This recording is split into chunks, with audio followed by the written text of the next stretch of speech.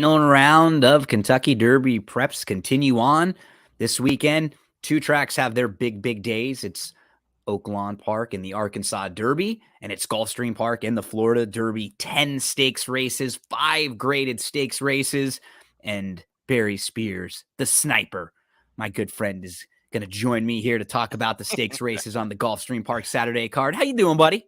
Hanging in there, my man. How you doing? Good. So earlier in the week, it sounded like you may be able to make the trip out to Gulfstream, but you're going to be doing some work with Tampa this weekend. So Yes, yes. you'll be hanging out at Tampa. Our buddy Matt DeSantis, he's making the journey on over to Gulfstream Park. And like always, man, these are good cards all throughout. Like the undercards are strong. And what's cool about this, you get a little bit of everything. Some of these races are better betting races, but we get to see the horse who right now is the favorite for the Kentucky Derby. So everybody's curious just to see how Forte does. And, does he win this race? Can he use this as a nice stepping stone to likely be the post-time favorite come Kentucky Derby? Yeah, I mean, right now he's definitely the front runner. Um, and honestly, it's just the rest of the horses haven't really shaken themselves out. No, you're right. And if that happens, if that trend carries over for the next month, it's going to be hard to beat him. Yeah, he's done nothing wrong. We'll talk about Forte in just a moment. But first, let's talk about all these great undercard stakes races. If you want to follow along with us, we're looking at the DRF past performances. You've all used the daily racing form out at the racetrack, but what's nice now, you can use drf.com and everything is so nice and easy to use. As you'll see, we can click one click and pull up a chart. We can take one click and pull up a race replay, one click and get trainer statistics, pedigree information, basically everything you need all right here for you, drf.com. Race 3 is when the stakes races start, my friend. And just a horse to mention right off the top, because as we record on Wednesday night, the odds for a lot of these races have not been posted yet. So we're getting a nice early look at them. But the horse who beat Harry Time last time out, Far Bridge, is an absolute monster. This is a really nice 3-year-old. And if you just sort of start the conversation of the race with Harry Time, he does look like he makes a lot of sense. He's raced twice in the US. He's improved in each of those starts.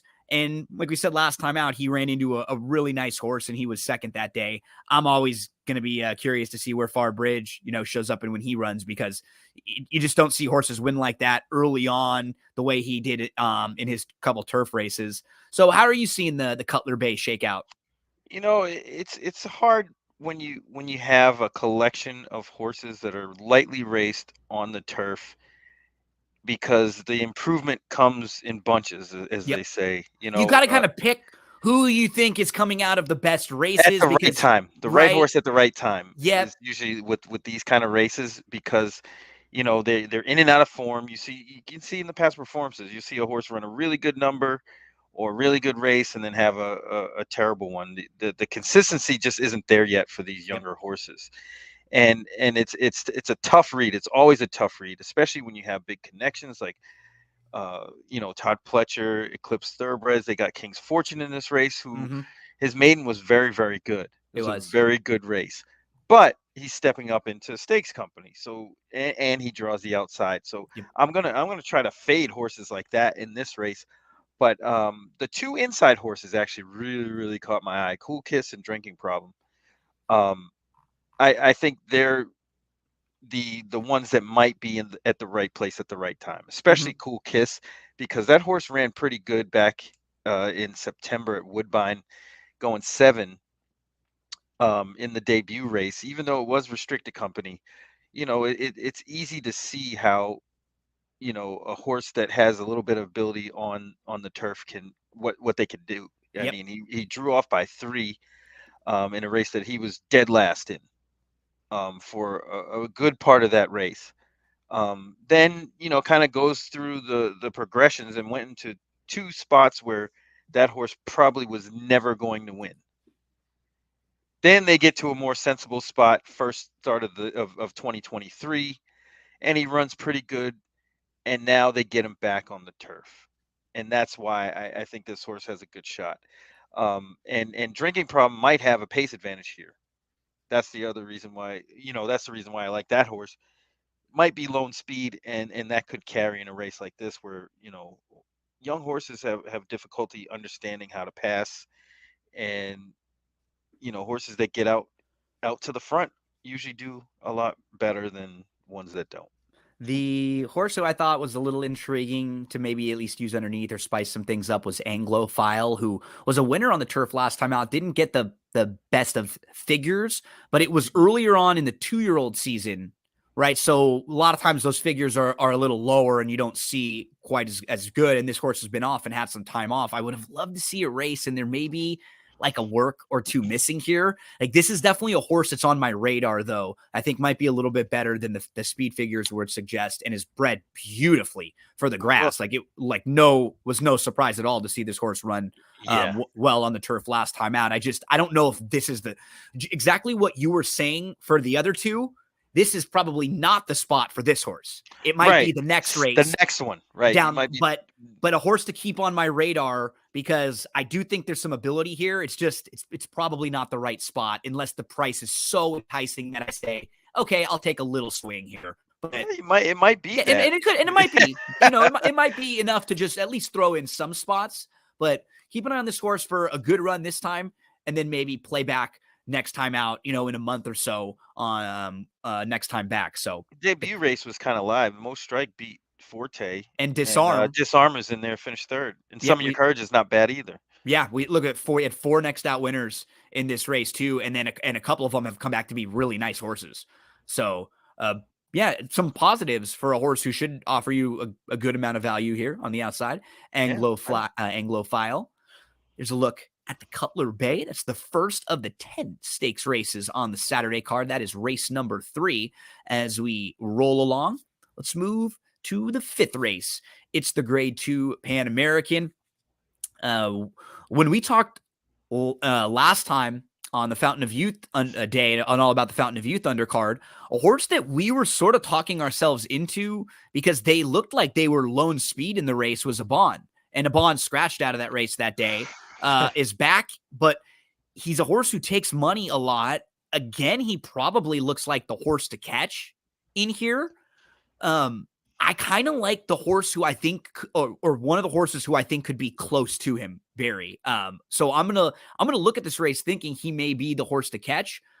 I like Rise the Guy a little bit in this spot. He's a horse who's 7 now, and if you look at Rise the Guy, he's actually best at these longer distances when he can sit up close and just get like a nice tracking trip. And I think that's what he's going to get in here.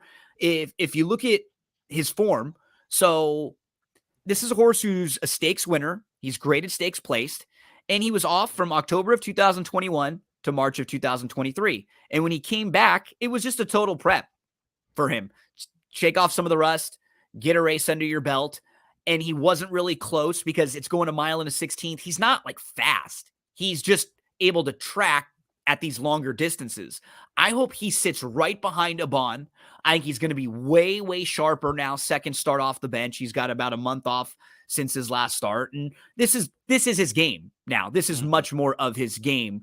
You can look at, he lost to Lone Rock a few times in a row here, and he's not necessarily a horse who's a win machine, but I think he fits pretty well with this group, and he can sit in a nice spot.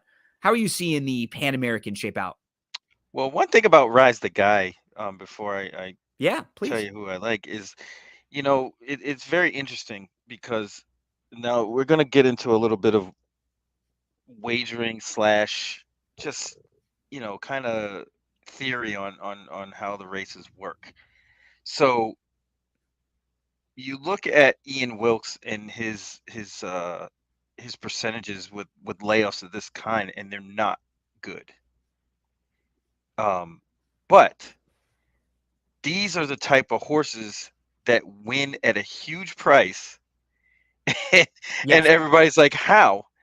But it's there. The horse clearly has talent. He hasn't been out in a couple years. These are the types of horses that I like to play, you like to play, and we get to as a when you're looking for price horses, you're looking for horses who are good enough on their best day, but they're not their form isn't all that consistent, and that's why they're going to be a price. And then you got to just make You got to look at their form and find some reasons why they didn't always run the best races those days. If you can make an excuse for them, well, then boom, they're not consistent. They're not the most likely winners, but that's how you find prices a lot of the time, is looking for Right. horses like this. And especially in a race like this, where you have a horse who's really, really lone speed on paper.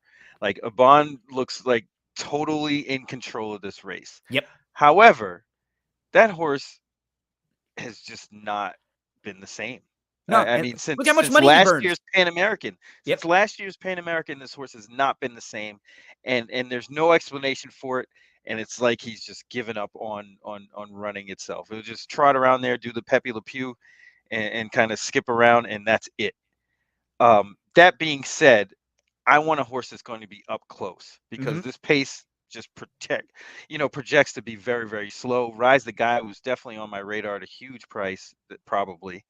And Bay Street Money is Yep. the other horse. I like the way outside I draw agree. because The horse inside of him is going, right, and he and can he just can just follow him. tag along, right? Just tag along. Exactly. And that's what I call the Louis size trip, and where he sits right off your flank, takes over at the top of the stretch, and wins. So that's what I'm kind of hoping for with Bay Street Money on Saturday. Yeah, I think it's a good spot for Bay Street Money also. Oh, and his form, again, once you really glance at it and you start to go through each of his races, he really hasn't Awfully run a good. bad Right. race in I a mean, long honestly, time. Like the last 2 years. Like his yeah, last 10 races are all pretty solid. solid. Even he's beaten 2 lengths down here when he's at Saratoga, and he finishes 7th, but he had legitimate trouble that day.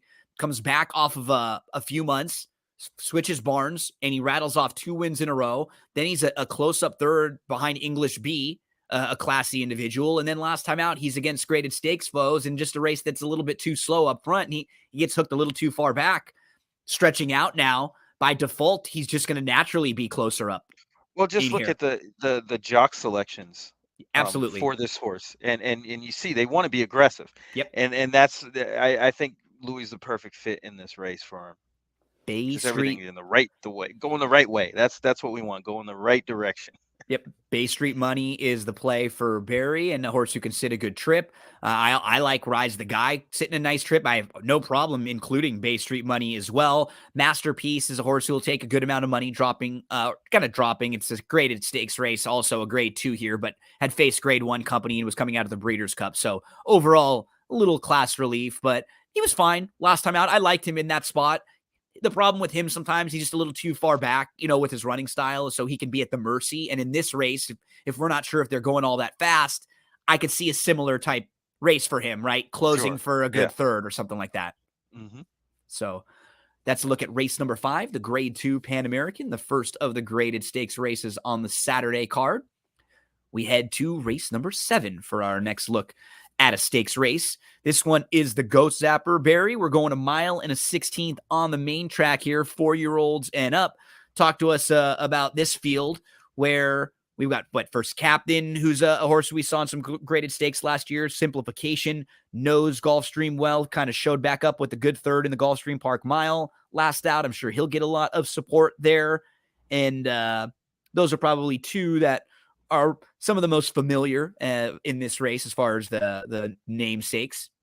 Yeah, this race, I while I was looking at the past performances, I dubbed it the race that nobody wants to win.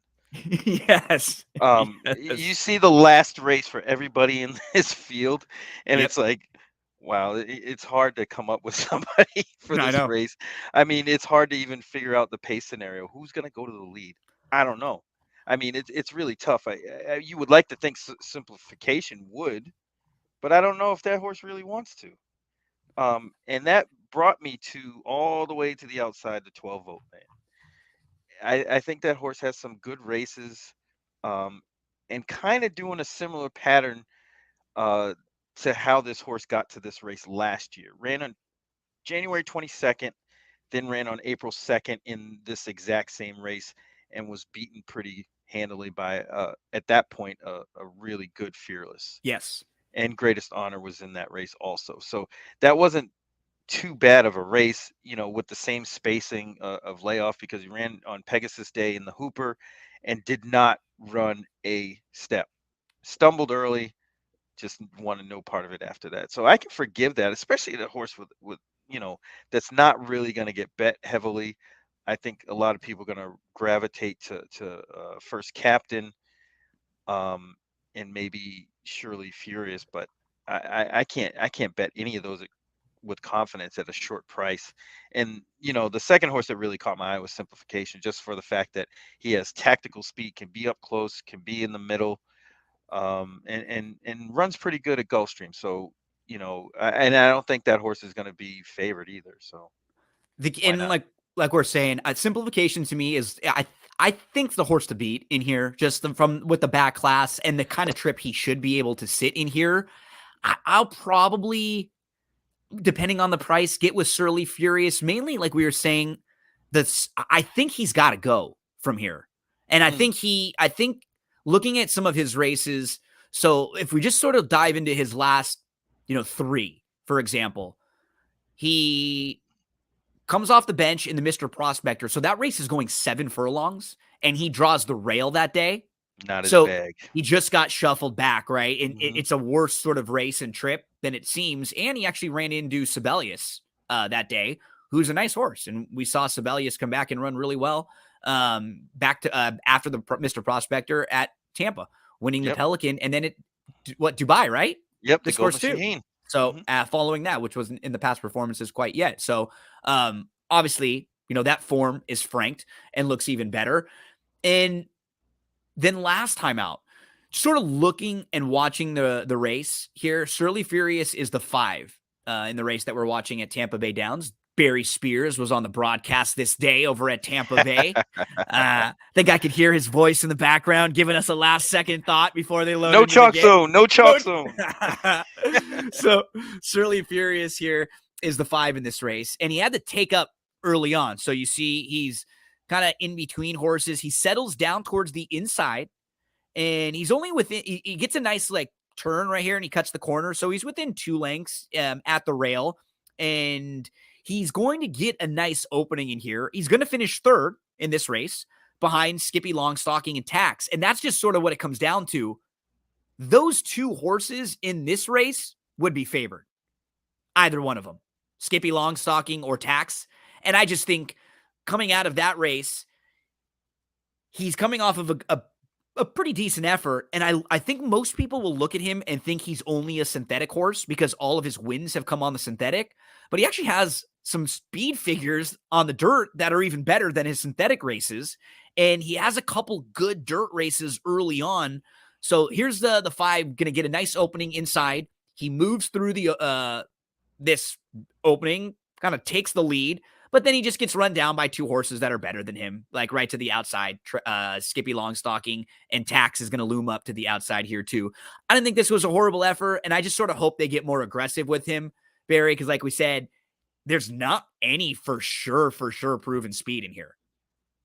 Yeah, I mean, it's a tough read. This is one of those races that doesn't have like a huge field, but is an awfully hard read, and it Yep. wouldn't surprise me if, any one of these horses can win. Seriously, like No, you're right.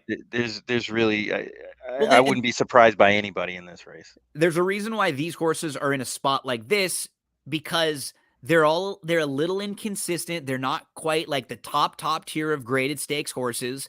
These horses all have some ability, but they're not like in the best of form right now. They're not all trending in the greatest direction. This is sort of a starting point for a few of these horses. So not easiest race to get a grasp on. Surly Furious, one I give a look to. Barry gives a look to 12-volt man. We both feel like Simplification will run a good race, and probably not one you want to keep out of your exotics here. And race number 7, the Ghost Zapper. Up next, it's another stakes race. It's one right next door. Barry, race number 8 is the Grade 3 Orchid. They'll go 1.5 miles in here for fillies and mares, 4-year-olds and up. And like is the case with many of these turf races, you'll get an import or 2, and we have a couple for Christophe Clement with Amazing Grace and Atomic Blonde. And both of them are group stakes winners. Amazing Grace is multiple Group 1 placed. Amazing Grace has some very, very nice form, Barry. And I think from a talking point, these two are both very intriguing, because I think if either one of them, like especially this horse, shows up with a good effort, she's beat Atomic Blonde, who's also in this race, and she could be really, really tough here. Yeah, I mean, on paper, Amazing Grace looks like a standout. Yeah, compared to these. Because I just don't love the rest of this field, right? Of the local horses that we know, right? Which it feels like it's ripe for a new face. Yep, exactly. And this is a pretty soft spot, considering what Amazing Grace has been doing in Germany and France. Yeah, if this horse is even half of what what she was doing in Europe, yeah, this field's in trouble. A long shot that caught my eye, or a horse that I think a projected long shot, will be Miss Yearwood. Yep. If you look at that race, it was definitely a great comeback race which set this horse up for this one. Now, she might not win, but I think the effort is going to be there. She's really going to be much improved, because what I like to look at is, if you look at the past performances, the layoff line comes after the September 17th race. Yep. Then comes back and runs a comparable number to what she was running before she got laid off. I mean, 83 and 91 are her second close best enough. Yeah, I mean, it's her second best figure that she's ever run. Exactly. And that, just time and time again, horses like this show another improvement off of those kind of efforts after the layoff. So I'm looking for that one to run pretty good. Probably at a bigger price too. Yeah, and she chased Lone Speed last time out, and she was way out of it. So the race shape was just up against her. Faith in Humanity, while it looks like they went pretty quick, she was just out there coasting and cruising, and there was no passing in that race at all. So I agree, she's sneaky. You've liked this one for a while, and she's run some, like, she's capable of running some big races. Like, she's got some ability here too.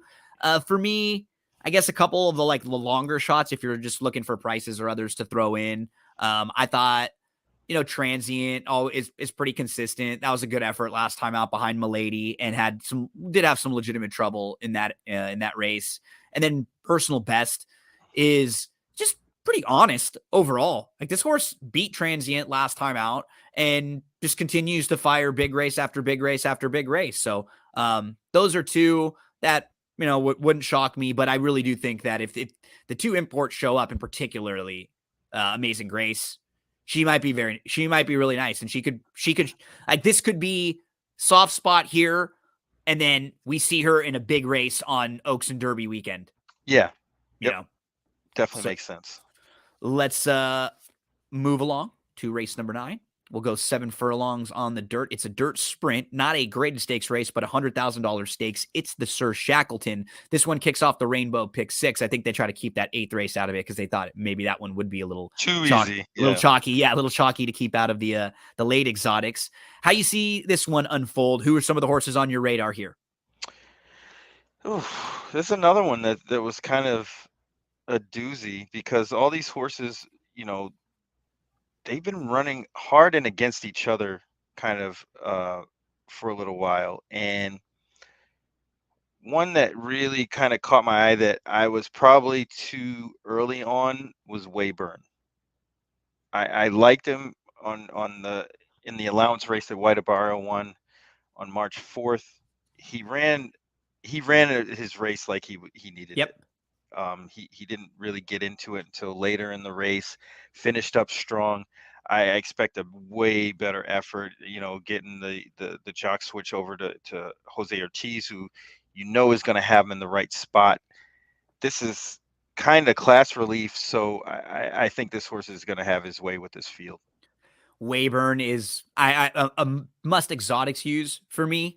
Sort of playing it out, if I'm trying to find a horse that's a price, I think Dean Delivers with the inside draw will probably be forwardly placed. Have to be a little bit just to kind of keep himself close.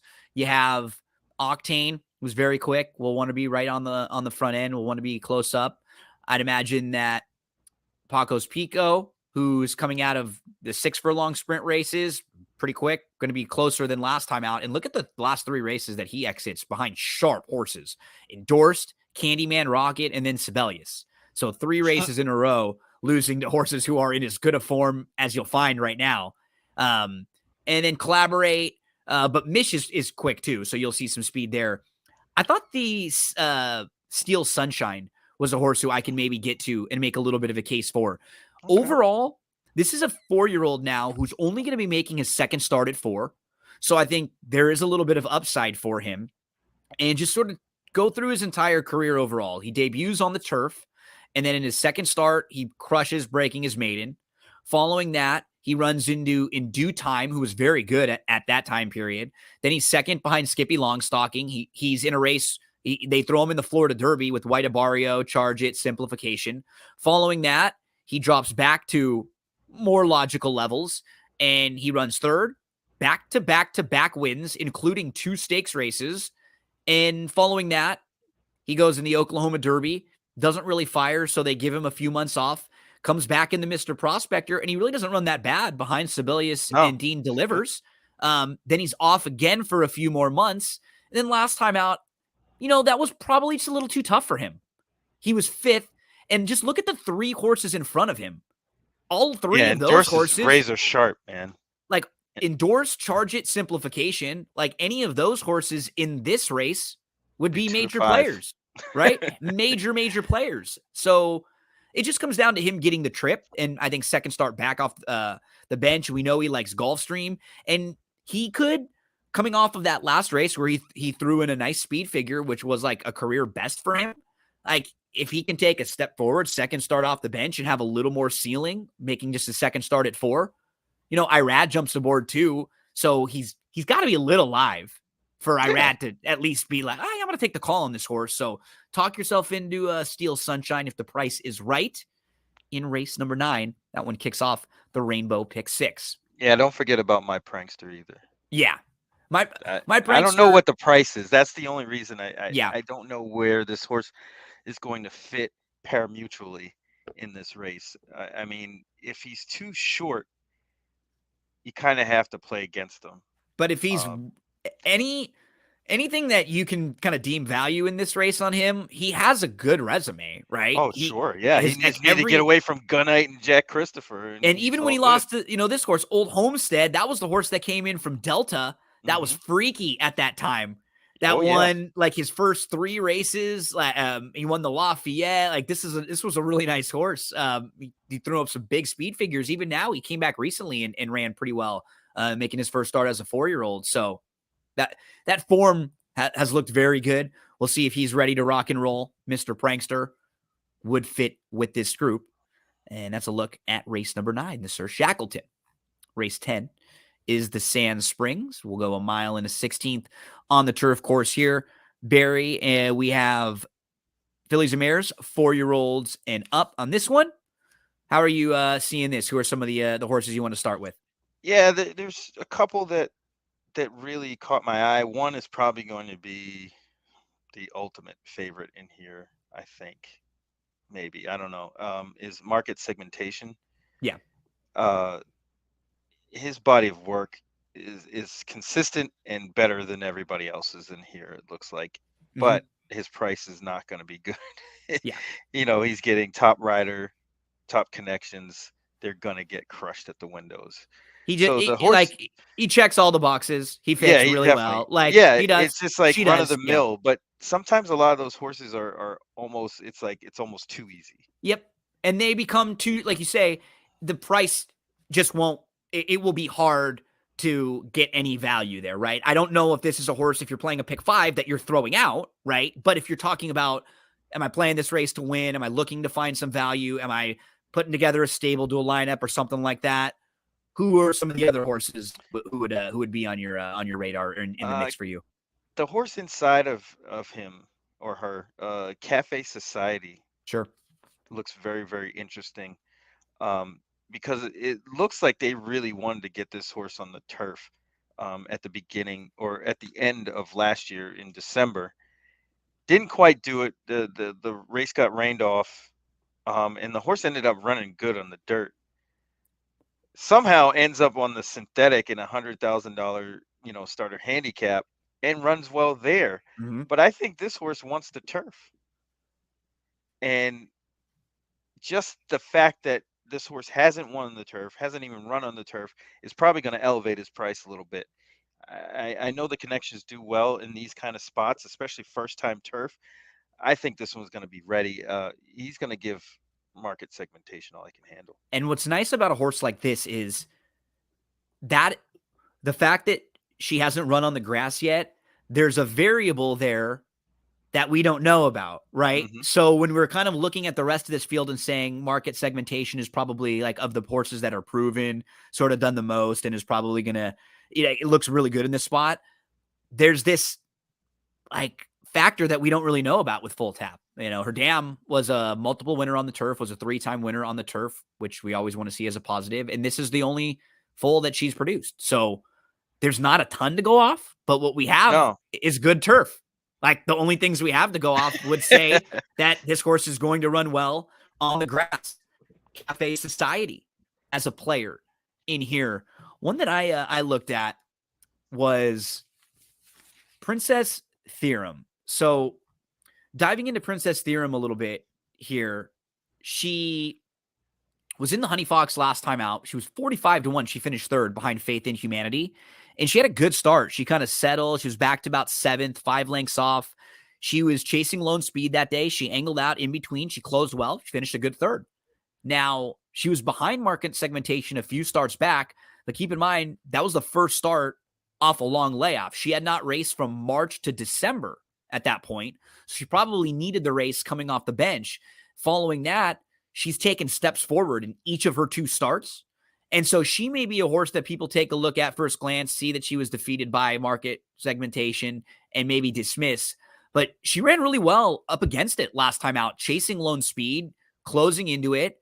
And I think she's got some ability here. So Princess Theorem is another one that some of the notes that I had, Barry, when you look at her form too. So race at Keeneland, October 29th in the Valley View, basically one of the worst races she runs here, yielding turf. Back on firm turf, good. Then look at these 2 bad races last year in early 2022. Fairgrounds, good turf, doesn't fire at all. Look at the speed figures compared to the rest of them. The ones that are the outlier are on the good and yielding turf. This is an animal that just wants firmer turf. And now in her last few starts, again, she's got more firm turf and she's run really, really well. We see these fillies and mares a lot of times too get even better when they're like 5, like 4 and 5 in particular. As they get older, they mature a little bit more. And Princess Theorem in the mix for me here. Also thought that at least from like a pace standpoint, that Sweet Enough, they are going to get a little more aggressive with Sweet Enough in here. Because last time, right? Yeah, they got to. Because last time they sort of just let her sit and Faith in Humanity went. And that's like, there's not that, like, Love in the Air is probably quick and Sweet Enough. That's probably, I mean, there's nobody that's that fast other than those two. Some other pressers in here. It's those two kind of dictating the pace in this race. Yeah, definitely. And, Love in the Air has a lot of upside, I think. But me too. At a big price, I think this horse is going to, forced to get position early, which is not a bad thing in a race like this. I think that one's going to hang around. There's a look at race number 10. The Sand Springs kicks off the late pick 5 for you at Gulfstream Park on Saturday. 4 more to discuss, and they're all stakes races. 2 of them graded stakes races. Kentucky Derby points, Kentucky Oaks points on the line in a few of them. First up, the Sanibel Island is race number 11. This one is 7.5 furlongs on the turf course in here. We have, again, lightly raced fillies, 3-year-olds. So a lot of these either just broke their maiden or maybe they've taken one shot against Stakes Company, but they're like maybe a little cut below some of the graded stakes. They want to see where they stack up. A horse who's who's run really well for a barn who's in like really good form right now is Miss Astor, and Miss Astor in her starts, what's nice to see, the really good progression in each of them. The debut was okay. It was at Keeneland, finishing in a live race with legitimate trouble, kind of moved into it that day. And following that, comes back, shows improvement in the second start at Gulfstream. And then again, another step forward in career start number 3. So, she's a horse who I'm looking at, I think, with, a little bit of a freshening, but you have a couple turf works since for a barn who's doing well. This is a horse who's definitely going to be on my radar in this race. Oh yeah. This race looked kind of chalky to me. Yeah, formful, just sort of formful. Because the Love Appeals, that horse looks pretty good. Yep, Love Appeals was really impressive first time out. Yeah, that horse is going to be really tough in this spot because there really isn't much in here.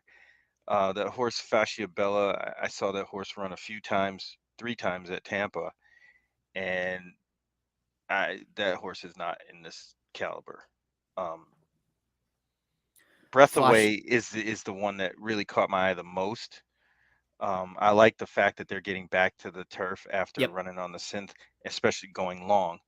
I think that's going to give this horse a nice little foundation for this trip. And then Aunt Shirley is kind of like the question mark because, nice maiden win, then goes way over their head into the into the spin away and gets absolutely obliterated, then shows up here. Trained by Todd Pletcher now.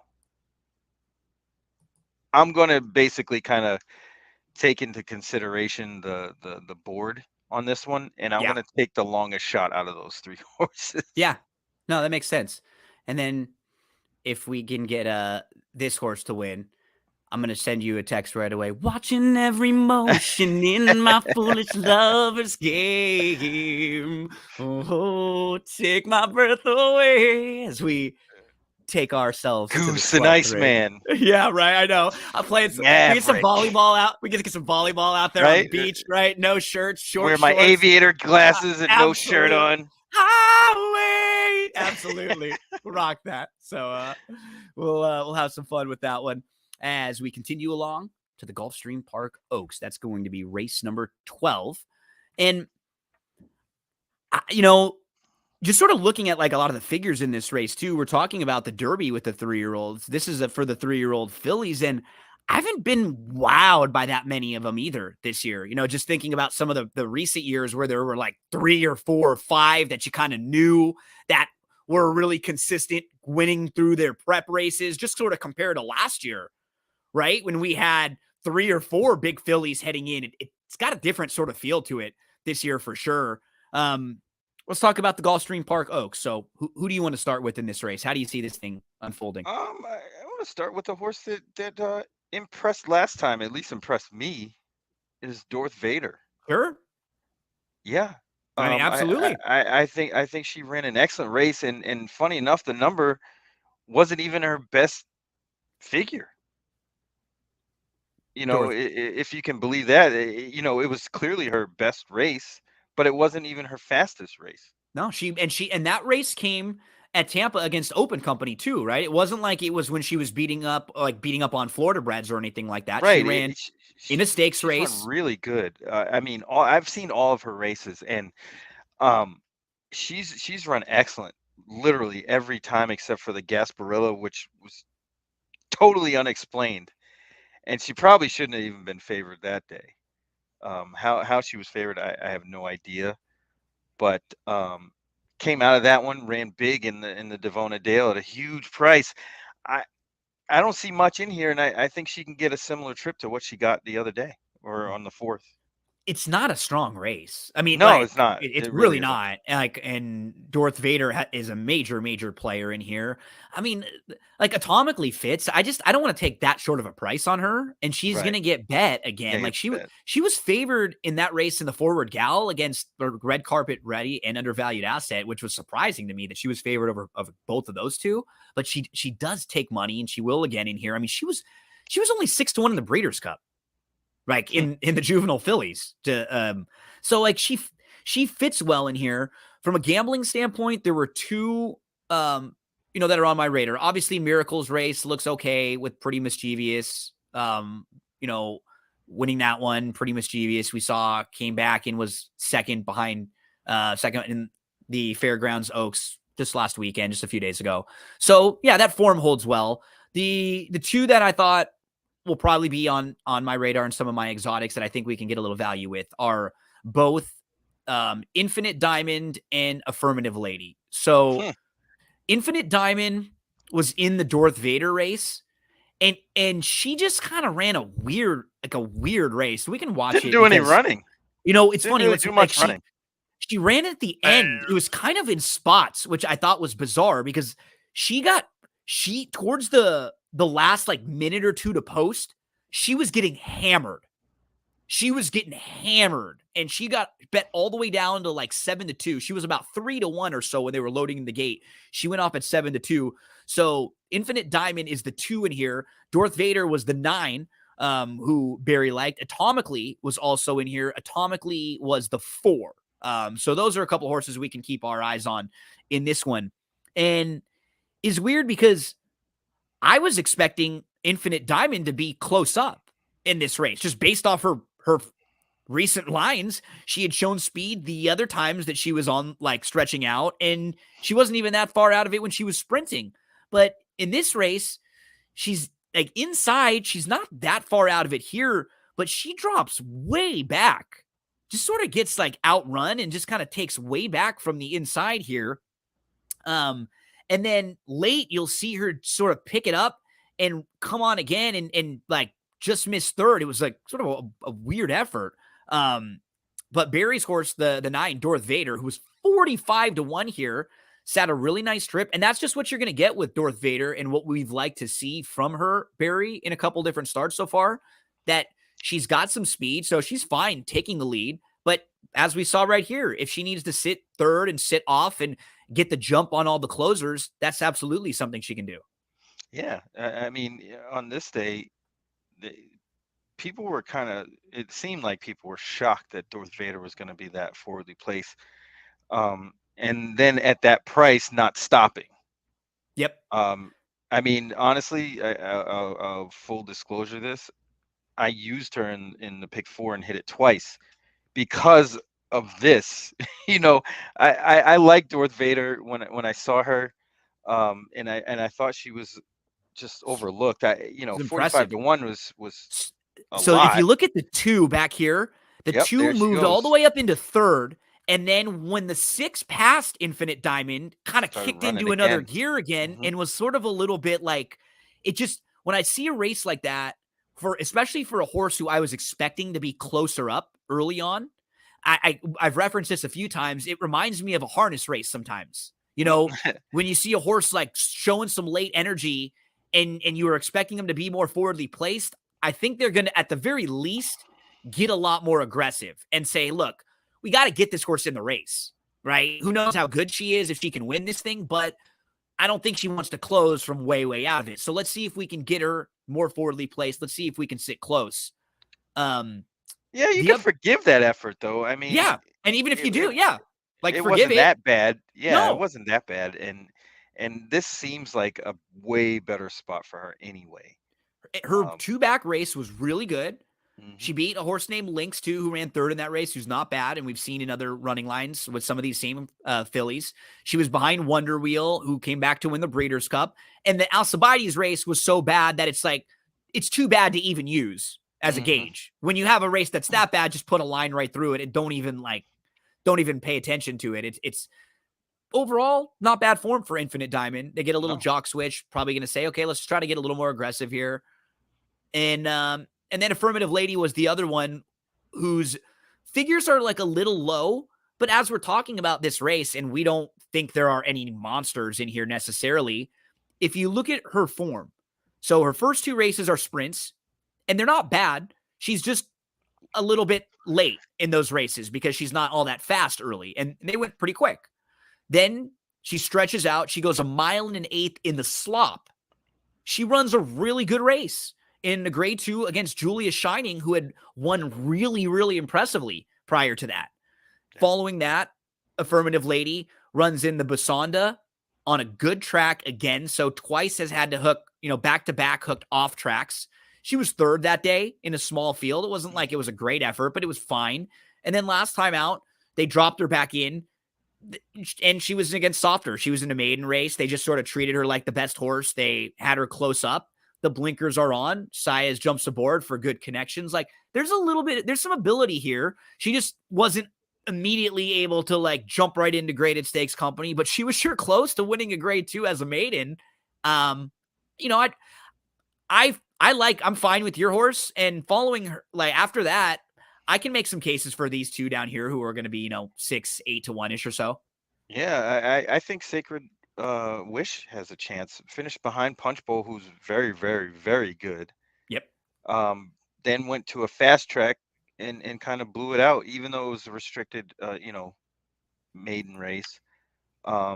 There's no reason for this horse not to improve off of that, and there's no killers in this race. Not at all. And I could see that one being in the picture somewhere at the end. Sacred Wish coming into the George Weaver barn. So that is the Gulfstream Park Oaks. It's going to go as race number 12. It'll kick off your late pick 3s at Gulfstream on Saturday. Couple more races for Barry and me to discuss. First up, it's the Appleton $150,000 turf stakes race here. These ones will go a mile on turf, 4-year-olds. Now, in this particular race, I thought the horse right from the rail, Barry, was a little bit intriguing, right? He's Pure Gold coming out of the race behind Emmanuel, but he drew post 11 that day. He's got to settle way farther back. Just look at his form prior to that, like how much closer he liked to sit in those races. And because of that post, he tried to move inside. There was no room. He has to tip 5 wide in between horses, loses a little bit of momentum, but he's still trying late. And that wide post really did catch up with him. And then we've seen Emmanuel come back and run very well since and kind of frank that form. Yeah, broke course record at Tampa. Yep. And he earned a big figure that day in a 98 Buyer's Speed figure. Came back and won the Grade 3 Canadian Turf at Gulfstream on March the 4th. So, yeah, it sounds like you think He's Pure Gold has a good shot in this race also. Yeah, I like the post relief here. I think that's going to do a world of good for this horse to get a better spot. Although the horse that I would say would be my top pick would be Striker. I think this horse showed a really good dimension, or ability to go to the lead too the last time. So I think this one's going to be placed pretty much wherever they want to put this one. And go ahead. No, go ahead. As a gambler, like I try, and a handicapper, I try not to have like one template for something I'm looking at, right? Every race is different. Every horse is different. I'm not necessarily like some people will say, oh, I play this jockey trainer together all the time. Like that's, and if that works for you and stuff, that's fine. I need a little bit more normally.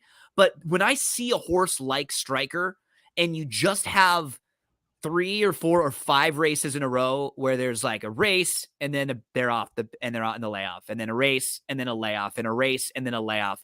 When they get that chance to kind of put a couple races together, I just love it. Like I always take a second look at horses like this because you just feel like, man, we know there's ability. Right. You just got to get them out there and string a few together and just get a little bit more foundation.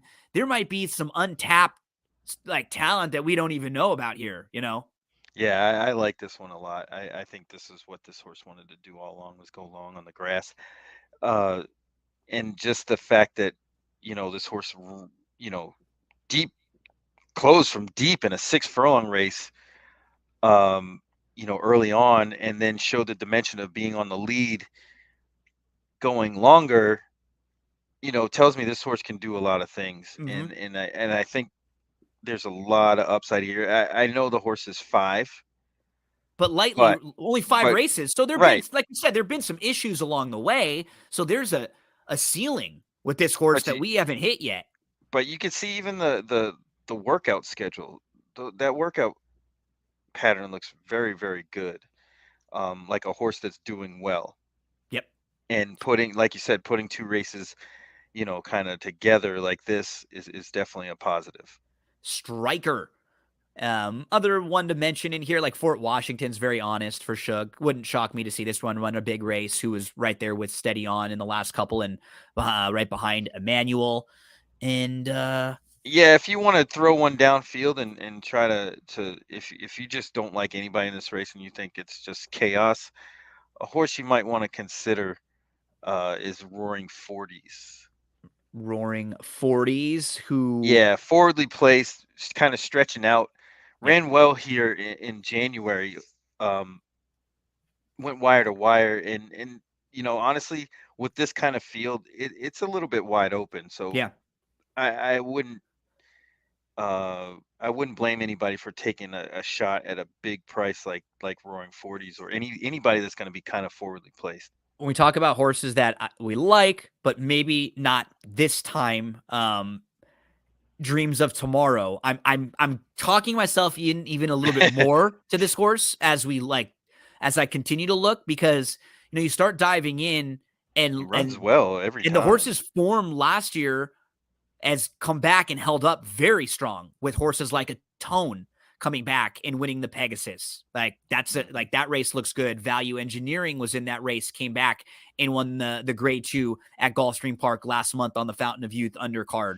So some strong races overall, pretty good form. I'm just a little bit worried about the post, and I wish there was another, like a race in February, right? Or just one more recent race to see a little bit more of, but this horse has races to get there. It just is the post and this the right one. Right, working out a trip basically is exactly what they got to do, Yeah. or try to map some sort of strategy to try to win this race. But again, you got to demand a price and let it fly. Big Everest is a sharp horse too. That was in there. Had won 4 out of 5, won a stakes race. So some different directions to go in this 13th race, the 13th of 14. And that 14th race on Saturday is the Grade 1 Florida Derby. Kentucky Derby points are on the line for this one. And the current champ, a 2-year-old champ, the current number one gun, I think, for everyone when you're talking about the horses, who are going to be favored in the Kentucky Derby. Right now it's Forte and then everybody else, and we'll see who runs well in their next preps. So from a horse to beat standpoint, I mean, he's the horse to beat, obviously, right? Like, he shows up with an A game. There's nobody else in this field that has even remotely close to the credentials as him. He's done absolutely nothing wrong. And a horse who's going to be one of like his major rivals in here, he beat pretty easily last time out in Cyclone Mischief. But if he does get beat, because this is horse racing and we know that happens and crazy things happen all the time. Rich Strike. Who are you? Exactly, right? Who are you looking at? Who do you think will run well in here other than Forte? Honestly, I'm going to go out and be honest about this, and I'm going to be a chalk-eating weasel, because I think the only 2 horses worth betting or even thinking that they're going to win is Forte and Mage. I completely agree with everybody you. else. I can do without. Yep.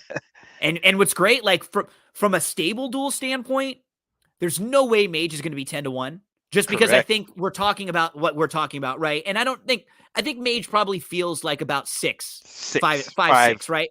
Right. Maybe even lower than that, though. And, I mean, you're right. Really, and I think it might be because Mage isn't 5 or 6, ends up going off shorter, right? Because if Mage would have just been like 5 or 6 to start, most people would go, that's probably right. That's probably right. But now everybody sees 10-1 and is going to go, oh, Mage at 10-1. That's the value here. But just from an upside, that second start was very good in the Florida Derby, or in the Fountain of Youth, excuse me. It was not a fast start. It was last, then had to go widest of all, was 4 deep up the challenge. That was his first start going long. He was 3 wide at the top of the lane, and then he faded. But he is the type of horse who you can see taking a step forward. he's the type of horse of all of these that I think he could show more improvement that maybe we're not expecting. I think if you're trying to find some value in here, if you're trying to beat Forte, Barry and me are both on Mage. What else do you have to say about this one? Fort Bragg is kind of interesting. Um, Although his running lines don't look all that great, he still has some upside here. Yeah. I'm really not sure how he's gonna get bet. And It's it's really interesting because he could definitely be like this. I mean, as of right now, he could definitely be the second best horse in this race. And again, he has some experience. I like the San Felipe. I think that was a strong prep because I'm not Yeah, I'm Practical not Move is quite as really hot. good. Practical Move has been very good in back to back, but I actually thought like I liked Skinner going into that race, and I think Skinner is the type of horse who's going to be good in a big field with like some pace to run at. And Go Rocket Ride is basically Mage, Yep. like on the West Coast, like Mhm. a horse who, and I think Go Rocket Ride's probably even a little bit better at this point, like just a little bit maybe more ahead of the game than More what we've seen seasoned, from yeah. Mage, but same sort of like template, really good maiden win, throw him in graded stakes company, take a swing, see what you got, and now expect a better effort from Go Rocket Ride, who we'll see in the Santa Anita Derby next weekend, and then I think for Mage here too. But you're right, Fort Bragg's form is not bad. Beat Reincarnate here, who is probably going to be favored this weekend in the Arkansas Derby. Close, like it'll be one of the favorites in that race. And the other that'll take money in this race, Cyclone Mischief will obviously take a little bit of money, and WNL, who didn't fire it at Tampa. When we see horses do this sometimes at Tampa, they just go out there and they just don't like the surface and just don't run at all. Yeah, no, that definitely happens. I mean, look at Darth Vader went out there and just threw in a clunker for no reason. Just absolutely But no reason. But Fort Bragg, I mean, you could even see, look at his 5 races, right? You just look at the body of work and you see him coming off the layoff from December 17th. There's no way you can't see another improvement. I and mean, the horse is definitely going to get better. It's just about how much. yep, and it wouldn't have to be much to be really competitive with a lot of Right, this group. right. Yeah, I mean, honestly, Forte fits the description of what I call like a double buyer pattern, basically, is what I call it. In his last 2 races, the buyer number is bigger than everybody else's. Yeah. And that's a huge, huge advantage. I mean, I think I can't really, I don't know the numbers on it, but horses that have that win an awful lot. And keep in I'm mind talking like 70%. and the one of them, the last one, was his first start since the Breeders' Cup, which is usually when you play against horses. It was his first start in a 5-month layoff, and it was his first start as a 3-year-old. So those are reasons why Right, and he didn't even look that good, and he still beat him pretty well. You could see like it was a good spot. Everything's going really well. Like just knock on wood for him right now. Like things have Right, he gone. wasn't cranked up. He didn't like. It's not like He he's should be just even better topped here, out. right? Right, Like exactly. that's what's like what's hard about trying to beat him in this spot. And that Exactly. yes, right. He's trying to win the Kentucky Derby, sure, but his pattern and the way he's If you're coming better, into you're this better. race, yeah, you're better, and he's going to be fitter, and he's going to be more cranked up and more ready to peak now than he was a month ago. Right. So Absolutely. yeah, we'll try to find you some value, throughout the card earlier in the races. But this race to me, I thought it was Forte Mage, and like I don't mind, like I don't have a problem really with Fort Bragg No, either. He's I mean, in a situation like if I'm playing a quote unquote bigger pick 5 ticket, let's say, I'm gonna use Fort Bragg too. yeah. I'll use 3, even though I do think Forte is probably superior. I'd probably go to the turf race and single that horse. I agree. I'm always rather singling like just a less, even if it's a short price, like a lesser name short price, right? Right. Or like a short price in a really like in what seems like a more wide open race that people are going to be spreading. So that doesn't feel like the single that everybody singles, because then if for some reason Forte loses, we want to have an opportunity for that, right? Like we want to be able to hit that Absolutely. thing, because that's when it's going to pay really, really well. And hopefully Barry will be out at Tampa, cashing some tickets there on Saturday. My friend, really appreciate it, man. You helped us out with the Fountain of Youth, and you helped us out with the Florida Derby. I always gotta ask your help when we're talking Gulfstream Park, because I know that's one of your homes over there, and Oh, a place where absolutely. you've had some great success through the years. So talk to everybody else about how we can follow you on social media out there. Let everybody know about Going in Circles and Big Mondays, and tell us about some of the stuff you've been doing with Tampa. Yeah. So yeah, the stuff at Tampa is going really well. We're winding down the season. Um, the last day is Derby Day, and then we have 2 days of racing. Yeah, they have Just the formality. Yeah. yeah, like the end of the year, Yep. right? Yeah, Yep. like to clean everything up. Last day of the year, June 30th and July 1st. So we'll run those 2 days. That'll be a good time. But yeah, the season's been excellent. People have been coming out. I was there on Sunday for the Florida Cup Day card, and it was pretty packed. It wasn't obviously Tampa Bay Derby packed, but it was a really good crowd. The weather cooperated. It was, mid to high 80s, and everybody had a good day. So if you're in and around the Tampa area, please come on out. You can find me on Going in Circles podcast, Big Monday show every Monday. You'll usually probably see it come out on Tuesday, and then I'll tweet it out again on Wednesday or Thursday, just in case people miss it. On Twitter at Urban Handicapper, URBN Handicapper. But I'm always around. I'll be down at Gulfstream, hopefully making the rounds this year, going up to Saratoga. Hopefully, maybe end up at the Breeders' Cup this year. So should have some fun.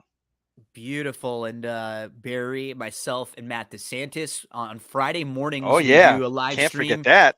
It's just like this. Like we sit down, we give out our best bets. But what's cool about that is, since it's just picking out whichever races we like most for the weekend, all of the horses we give out are 5-1 and up. It's the no chalk zone. So it's right. kind of different than like any other horse racing show you'll get, because like this, in some of the races we're going to go through, we're looking at big races. We're going to say, oh yeah, that's a race where the favorites look tough, or, that's a race that's going to be a little more formful. But we'll talk about 15 races sometimes, and you don't get one horse under 5-1, 15, 20 races. So we are really trying to get you prices, trying to get you some help, some horses that could really make your day, make your weekend, make your year. That's what we want to do. And we have a good time doing it. So come hang out with us every Friday. This week, we won't be there. I've got a funeral coming up in the next few days this weekend, and Matt's going to be out at Gulfstream, and Barry's going to be out at Tampa this weekend. But then next week, we'll be back again Friday morning, 10 a.m. Eastern time. And I just spoke with Bree. She's going to have us, she's going to give us the opportunity to give away some money over the next like month or so in the morning. So that way, when people are watching along, we can like have some contest if people want to give us a best bet for the weekend, and then we'll be able to deposit some money right into their Stable Duel accounts so they can play in some games over the weekend. So we'll have a lot of fun, because next weekend and for the next month or so, we'll be talking all about Keeneland too, Barry. Yes. Beautiful. Yes. Can't wait. So, that was the last year we found Santine. yes. Oh yeah, man. Awesome. Yeah. So really looking forward to that. Barry, buddy, I cannot thank you enough, man. Every time we finish up one of these chats, I just think about the last couple years and how much you and I have talked, how many hours and hours and hours we've spoke about racing and just other things, and just chopped it up. Man, you are one of my best buds now, and I've never even seen you in person, which is hilarious to think about. We're going to have to end that soon, but I know, right? yeah, you're a good dude, man. You're always here. You're always honest. You're very genuine. You put in the work, and I love chatting with you, man. I always do. I always come Appreciate it. out like I'm never like in a bad mood after. Like I always feel good. I'm always sort of like smiling. I got a good energy, and man, you're a good dude. It's been a good couple years getting closer with you, and I'm very lucky to have you in my life. Yeah, absolutely, man. You're the best. We've become good friends. We talk a lot.